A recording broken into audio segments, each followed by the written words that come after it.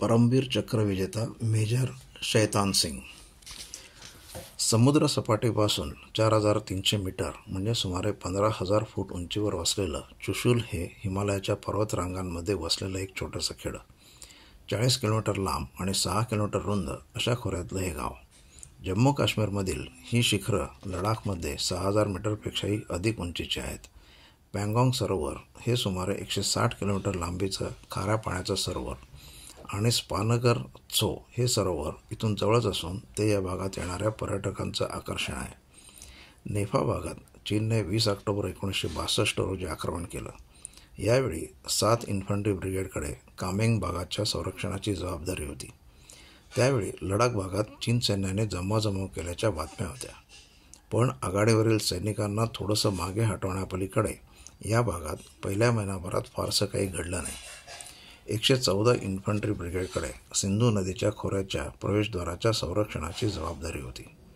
या ब्रिगेडने चुशूल आणि परिसरात योग्य ती मोर्चेबंदी केली होती. या परिसराची व्याप्ती आणि भौगोलिक स्थिती पाहता वेगवेगळ्या कंपन्यांकडे वेगवेगळ्या विभागाच्या संरक्षणाची स्वतंत्र जबाबदारी देण्यात आली होती. या कंपन्या तशा एकमेकांपासून दूर अंतरावर होत्या. बटालियनमधील सर्व कंपन्या एकत्रितपणे बचाव करत नव्हत्या. एका बटालियनमधल्या वेगवेगळ्या तुकड्या वेगवेगळ्या ठिकाणी ठेवण्यात आल्या होत्या. रजांगला या संरक्षणाची जबाबदारी 13 कुमाऊ बटालियनकडे सोपवण्यात आली होती.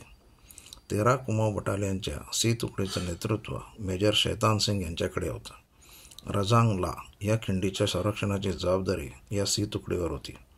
ही खिंड 5180 मीटर्स उंचीवर होती. सुमारे 2 किलोमीटरची ही आघाडी होती आणि शैतान सिंगच्या तुकडीत जवान होते 118. त्यांच्याकडे दारुगोळा आणि 3 इंची मॉर्टर्स होते. खिंडीच्या उत्तरेला 7 क्रमांकाची प्लॅटून होती तर दक्षिणेला 8 आणि 9 क्रमांकाची प्लॅटून होती. मॉर्टरचा विभाग त्यांच्याबरोबर मागे असलेल्या सी तुकडीच्या मुख्यालयात होता. उंचावर असल्यामुळे संरक्षणासाठी हा भाग योग्य होता, पण जमीन अतिशय कठीण असल्यामुळे तिथे खंदक खणणं कठीण होतं. त्यामुळे डोंगरांच्या कपारींचा आश्रय घेऊन किंवा दगडांवर दगड रचून मोर्चे उभारले होते.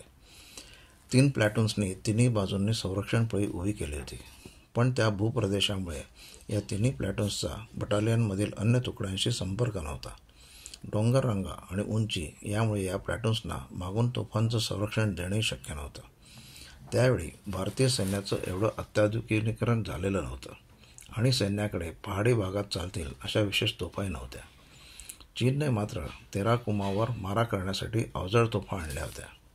राजस्थानातील जोधपूरहून आलेल्या शैतान सिंगची कौटुंबिक पार्श्वभूमीही लष्कराचीच होती.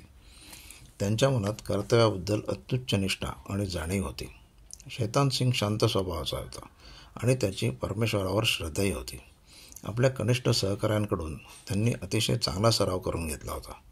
युद्ध चालू असताना आघाडीवर जिथे गरज असेल तिथे जाऊन ते सहकाऱ्यांना मदत व मार्गदर्शन करत असत. त्यामुळे त्यांच्या तुकडीत ते उत्साहाचं केंद्र बनले होते. चीनी सैन्याने नेफा विभागात आक्रमण केलं तेव्हाच त्यांचा उद्देश स्पष्ट झाला होता. लडाख भागात भारताच्या काही तुकड्यांना जुजबी माघार घ्यायला लावायची एवढाच त्यांचा हेतू होता. सुरुवातीच्या हल्ल्यानंतर चीनने या भागात फारशा चढाया केल्या नाहीत. अखेरीस 18 नोव्हेंबर 1962च्या रात्री चीनी सैन्याने एका नाल्याच्या कोरड्या पात्रातून आपलं सैन्य पुढे घुसवून जोरदार हल्ला केला. प्रारंभी चीनने अवजड तोफांचा आणि लाईट मशीनगन्सचा वापर करत जोरदार मारा केला. नंतर त्यांनी मध्यम मशीनगन्सचाही मारा केला. शैतान सिंग यांचे जवान थंडीमुळे बेजार झाले होते. त्यांच्याकडची शस्त्र कालबाह्य झाली होती आणि पुरेसा दारुगोळाही नव्हता. मागून तोफखाना दलाचं कव्हरही त्यांना मिळालेलं नव्हतं. बर्फामुळे त्यांना खंदक खोदणं अशक्य बनलं होतं. पण या अडचणींची पर्वा न करता समोरून प्रचंड संख्येने येणाऱ्या शत्रूला जोरदार उत्तर देण्याचा निर्धार 13 कुमाऊने केला. 9 क्रमांकाच्या प्लॅटूनच्या ठाण्यावर 300 ते 400 चीनी सैनिकांनी अचानक हल्ला केला. हल्लेखोर माराच्या टप्प्यात म्हणजे 75 ते 100 मीटर्सच्या अंतरावर आले असताना प्लॅटूनच्या जवानांनी गोळीबार सुरू केला. त्यामुळे शत्रू सैन्याचं मोठं नुकसान झालं आणि त्यांना माघार घ्यावी लागली. पहिला हल्ला अयशस्वी ठरल्यावर चीनी सैनिकांनी पुन्हा जमावजमाव केली आणि ठाण्याच्या पाठीमागच्या बाजूने नव्याने हल्ला चढवला. त्याचवेळी त्यांनी क्रमांक 8च्या प्लॅटूनवरही मीडियम मशीनगनने गोळीबार केला. हा हल्लाही परतवण्यात आला. त्यानंतर चिन्यांनी मोठ्या तोफांचा आणि मॉर्टर्सचा बडीमार केला. सुमारे 120 सैनिकांच्या तुकडीने क्रमांक 7च्या प्लॅटूनच्या ठाण्यावर मागच्या बाजूने जोरदार हल्ला केला. पण कुमाऊ सैनिकांनी 3 इंच मॉर्टरने केलेल्या माऱ्यात अनेक चिनी सैनिक ठार झाले. उरलेल्यांनी क्रमांक 7च्या ठाण्यावर निकराचा हल्ला चढवला. तेव्हा तिथल्या खंदकात लपून बसलेले कुमाऊचे 10-12 जवान एकदम बाहेर आले आणि त्यांनी हल्लेखोरांवर एकदम हल्ला केला. हात घ्यायची लढाई सुरू झाली. दरम्यान चिन्यांनी या चढाईसाठी नवीन कुमक पाठवली. त्यांनी 7 क्रमांकाच्या प्लॅटूनला पूर्णपणे घेरलं. 7 क्रमांकाच्या प्लॅटूनमधील उर्वरित सैनिकांनी त्यांच्या हल्ल्याला जोरदार प्रत्युत्तर दिलं. शेवटचा सैनिक धारातीर्थी पडेपर्यंत ते लढत राहिले. क्रमांक 8च्या प्लॅटूनची अशीच गत झाली. त्यांचेही सर्वच्या सर्व जवान धारातीर्थी पडले. दरम्यान तुंबळ युद्ध चालूच होतं. अनेक सैनिक या खंदकातून त्या खंदकात जात होते, आपापल्या जागा बदलत होते. दारुगोळा संपला तर हातघ्याची लढाई करून शत्रूला यमसदनास पाठवत होते. कोणत्याही स्थितीत कुमाऊ जवान मागे हटण्यास तयार नव्हते. यावेळी कंपनी कमांडर मेजर शैतान सिंग आपल्या जीवाची पर्वा न करता या खंदकातून त्या खंदकात जाऊन आपल्या सहकारी जवानांना प्रोत्साहन देत होते. शैतान सिंग यांच्या या प्रोत्साहनामुळे त्यांच्या जवानांना चेव आला. त्यावेळी काही गोळ्या शैतान सिंगच्या पायात आणि पोटात लागल्यामुळे ते जखमी झाले. सकाळ झाली तेव्हा रजांगला परिसरात कमालीची शांतता पसरली होती. कुमाऊच्या तुकडीतला शेवटचा सैनिक त्याच्या ठाण्यावर लढता लढता धारातीर्थी पडला होता. 3 जखमी सैनिक विवळत होते. सगळंच संपल्यामुळे आता करायचं काय असा प्रश्न त्यांच्यापुढे होता.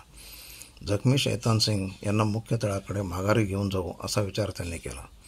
शैतान सिंग यांनी काही अंतरावर कसंबसं नेलंसुद्धा, पण ते स्वतः जखमी असल्यामुळे शैतान सिंग यांना नेणं त्यांना अशक्य झालं. त्यांचे हाल पाहून शैतान सिंगने त्यांना तिथे सोडून मुख्य तळाकडे परतायला सांगितलं. एका मोठ्या शिळेला टेकून बसलेल्या अवस्थेत शैतान सिंग मरण पावले. त्यांचं पार्थिव त्याच अवस्थेत तिथे गोठवून गेलं. आश्चर्य म्हणजे ते पार्थिव पुढच्या वर्षीच्या उन्हाळ्यात आपल्या जवानांना तिथे त्याच अवस्थेत सापडलं. 120 जणांच्या त्या तुकडीतले फक्त हे 3च जवान बचावले होते.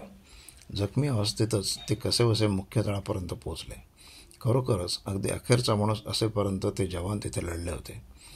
पुढल्या वर्षीच्या उन्हाळ्यात शैतान सिंग यांचा मृतदेह लष्कराच्या शोध पथकाला सापडला. तो जखमी सैनिकांनी ज्या ठिकाणी शैतान सिंग यांना सोडलं होतं त्याच ठिकाणी बसलेल्या स्थितीत. त्यांच्या तुकडीतल्या सर्वच्या सर्व 114 जवानांचे गोठलेल्या अवस्थेतले मृतदेह तिथल्या खंदकात सापडले. अनेकांचे त्यांच्या शस्त्रावरचे हात तसेच कायम होते. बोट ट्रिगरवर तशीच होती. प्रत्येक मृत सैनिकाच्या अंगावर बंदुकीच्या अनेक गोळ्या घुसल्याच्या खुणा होत्या. मॉर्टरने हल्ला करणाऱ्या एका मृत जवानाच्या हातातला बॉम्ब तसाच होता. वैद्यकीय पथकातल्या जवानांच्या हातात इंजेक्शनची सिरिंज आणि बँडेज तसेच होते. त्याच क्षणी त्याला गोळी लागून तो गतप्राण झाला असावा. या तुकडीकडे असलेल्या 1000 मॉर्टर बॉम्बपैकी फक्त 7 बॉम्ब फेकायचे राहिले होते. विशेष म्हणजे हे 7ही मॉर्टर्स फेकण्यासाठी सिद्ध करून ठेवले होते. या चकमकीत चीनचंही प्रचंड नुकसान झालं. या तुकडीने केलेल्या तिखट प्रतिकारामुळे चिनी सैन्याच्या लडाख भागातील आक्रमणाला आळा बसला. त्यांच्या हल्ल्यांची तीव्रता कमी झाली. चुशूल पठारावर चीनने नंतर फारशा गांभीर्याने हल्ले केले नाहीत. शैतान सिंग यांच्या नेतृत्वाखालील तुकडीच्या सामुदायिक पराक्रमामुळे युद्धाचे निरीक्षक थक्क झाले.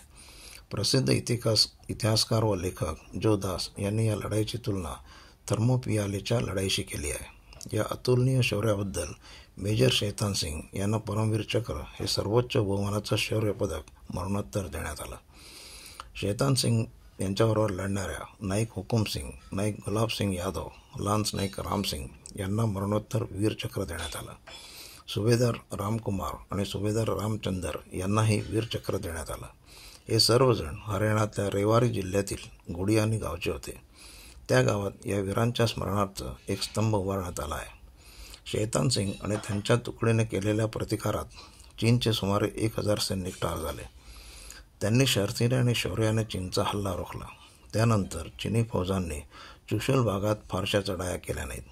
1962च्या युद्धाच्या त्या निराशाजनक वातावरणात शैतान सिंग यांनी दाखवलेलं शौर्य हा भारतीय लष्कराच्या अभिमानाचा विषय ठरला होता. त्या युद्धाच्या वेळी पूर्व आणि पश्चिम आघाडीवर अनेक ठिकाणी भारताला पराभव पत्करावा लागला होता व माघारही घ्यावी लागली होती. शैतान सिंग यांच्या स्मरणार्थ चुशूल येथे एक स्मारक उभारण्यात आलं आहे. त्यावर लिहिलं आहे, अत्यंत प्रतिकूल आणि भीतीदायक परिस्थितीत माणसाला याहून चांगला मृत्यू कसा येऊ शकेल. या शहीद जवानांच्या वाडवडिलांना आणि परमेश्वराला अर्पण केलेलं हे जीवन पुष्पच होय. रजांगला इथे देशासाठी बलिदान करणाऱ्या 13 कुमाव रेजिमेंटच्या 114 जवानांच्या स्मृतीला अर्पण. अखेरचा जवान आणि अखेरची गोळी असेपर्यंत हे जवान लढले.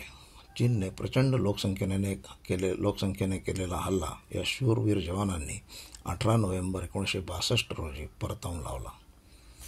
धन्यवाद.